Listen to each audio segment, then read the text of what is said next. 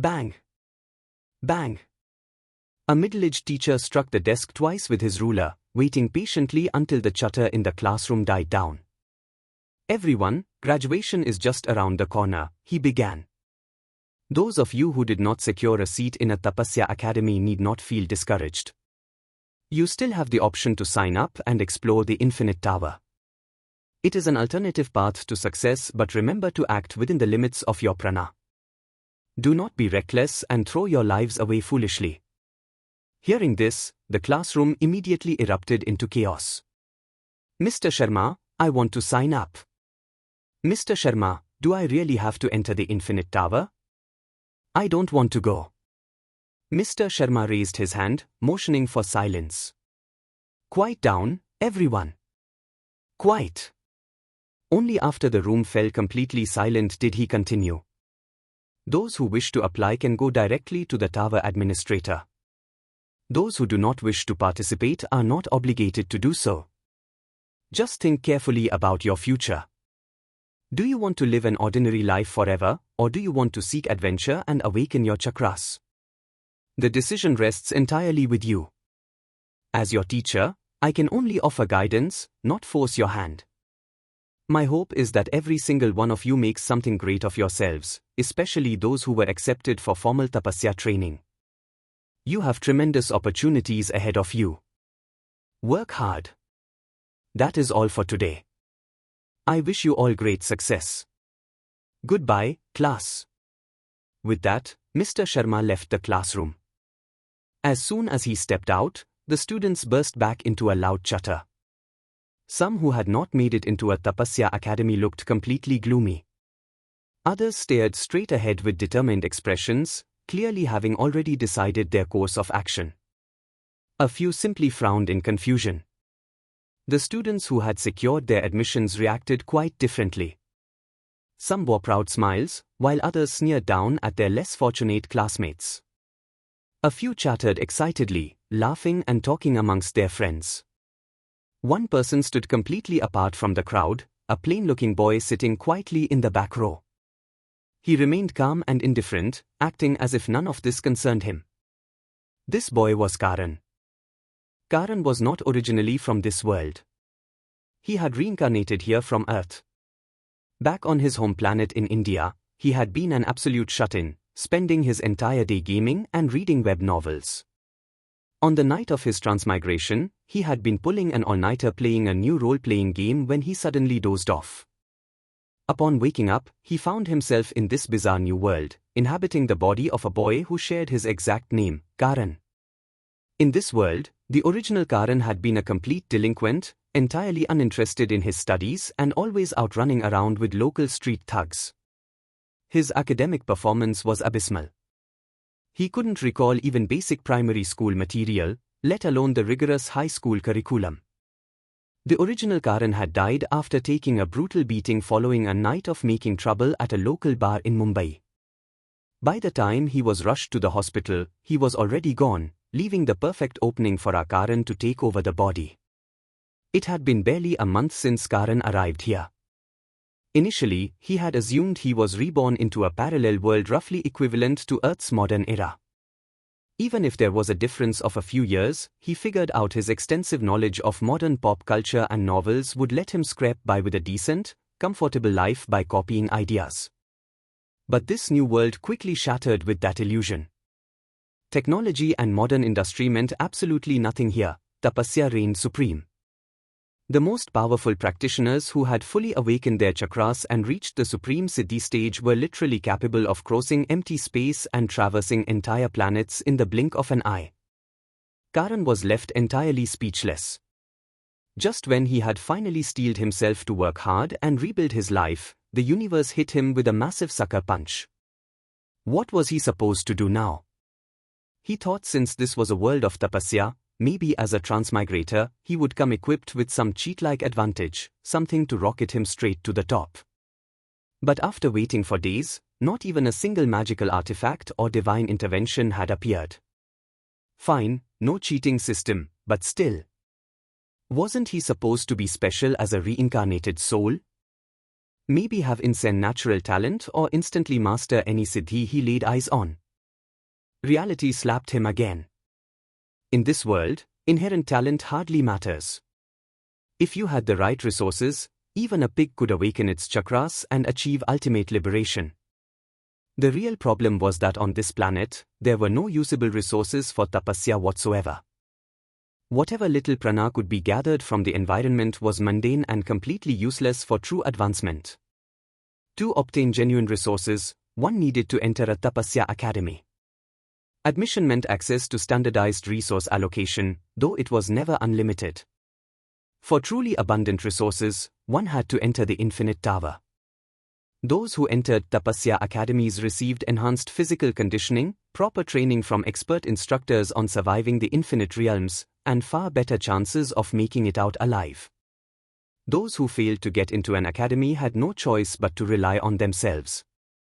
Entering the infinite tower carried a constant risk of death. Although dying inside the infinite realm wouldn't lead to true death in the physical world, each death would shave off 20 years of one's natural lifespan. The higher the realm you perished in, the greater the lifespan deducted. Even with a standard 100-year lifespan, you would only have at most 4 chances to enter the infinite realm and fail. If your remaining lifespan was shorter than that, you would be limited to just 3 entries or fewer. Of course, the higher your tapasya level grew, the longer your lifespan became. Thus, entering the infinite tower was extremely dangerous. So much so that everyone approached it with the utmost caution. For someone like Karan, who had no real skills or knowledge, entering the tower was even more perilous. Yet, Karan still wanted to give it a try. He had no other choice. At home, he had 2 younger brothers and 2 younger sisters to care for. His father had already entered the infinite tower twice, leaving him with only about a decade of remaining life. His mother was in a similar situation. Both parents had very little life left. Right now, they could barely make ends meet through odd jobs outside. Karan still had his 4 siblings looking up to him. Though he had only been in this world for less than 2 months, the love and care from this world's parents felt genuine. Sure, they often scolded and hit him. But what parents didn't love their child? Besides, Karan didn't want to live an aimless life anymore.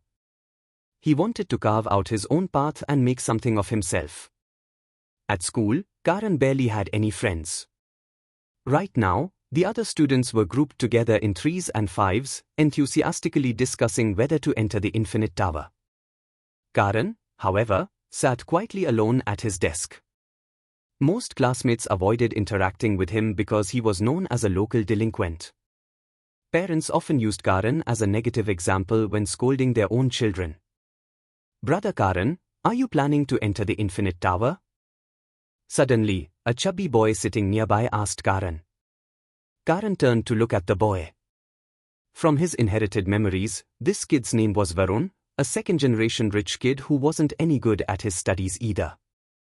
Once, Varun had gotten into trouble with some dangerous people off campus, and Karan had stepped in to help him settle it.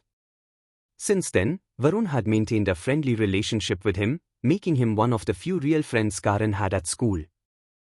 "We'll see," Karan replied calmly. "I might go in. Unlike you, I can't live comfortably without doing anything. Brother Karan, how about coming to work at my dad's company? I'll have him arrange a good position for you. That way, you won't need to risk your life in the infinite tower," Varun suggested. Karan looked at Varun and laughed. "What? Trying to take care of me? You really think your dad would agree to hire a nobody like me?" "My dad agrees. The company will be mine someday. Placing one person is nothing for me," Varun said proudly. Looking at Varun's smug expression, Karan really wanted to punch him. But instead, he waved his hand dismissively. "Forget it. I'd rather rely on myself. If things don't work out later, I'll come find you." Seeing that Karan had made up his mind, Varun stopped persuading him and simply said, "All right, then. When the time comes, I'll make sure brother Karan gets a great position." Karan stood up, waved, and said, "Sure, I'll find you later. I'm heading home now." With that, Karan left the classroom and went back home. When Karan arrived home, his parents were already there. Odd jobs weren't available every day, especially since neither of his parents had even awakened their root chakra. Few people were willing to hire them. Karan's father was Rajendra. His mother was Meera. His younger siblings were his second sister Priya, third brother Rahul, fourth brother Aman, and fifth sister Neha. Right now, Karan's mother, Meera, was preparing dinner in the kitchen with his second sister, Priya, helping her. The other three siblings were studying in their respective rooms. Their father sat on the wooden sofa in the living room watching TV. Seeing Karan return, he casually asked, "Back already?" Karan simply grunted, "Yeah," and headed straight to his room. Karan stayed in his room for a while until he heard his mother calling him. "Karan, come out for dinner." He got up and walked toward the dining table where he saw his parents and four siblings already seated and eating. Just as Karan sat down and took two spoonfuls of rice, his father, Rajendra, asked, "How's your preparation going?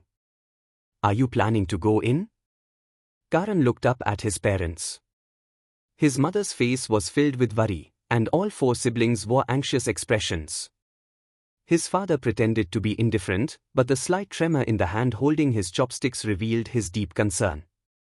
After all, who wouldn't worry about their child facing such danger? Karan smiled faintly and said, "I've made up my mind. I'll sign up tomorrow. After all, I'm the eldest brother. I should take responsibility for taking care of this family." Karan's mother, Meera, her lips trembling slightly, wanted to say something but didn't know how. She could only let out a soft sigh. "Then be careful. Don't try to be brave or reckless.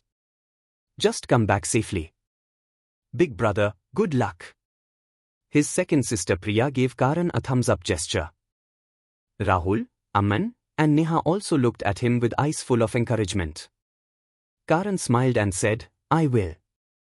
After dinner, Karan went into his room to rest, preparing for his entry into the Infinite Tower tomorrow. He set his alarm clock for 5 o'clock in the morning. He planned to head to the Infinite Tower early the next day without telling his family, not wanting them to see him off. Karan didn't want to see that look of worry and guilt on his mother's face again. It was better to leave quietly, it was more peaceful than that way. Early in the morning, Karan quietly got up, tidied himself briefly, and headed straight to the Infinite Tower. The Infinite Tower existed in every city. It was said that over 500 years ago, the tower suddenly appeared in the center of each city. The compilation continues to run perfectly. I have processed this next data block, swapping out spirit stones for prana crystals to keep our economy tied directly to the tapasya system. I also formatted the tower's rules into a clean, structured list.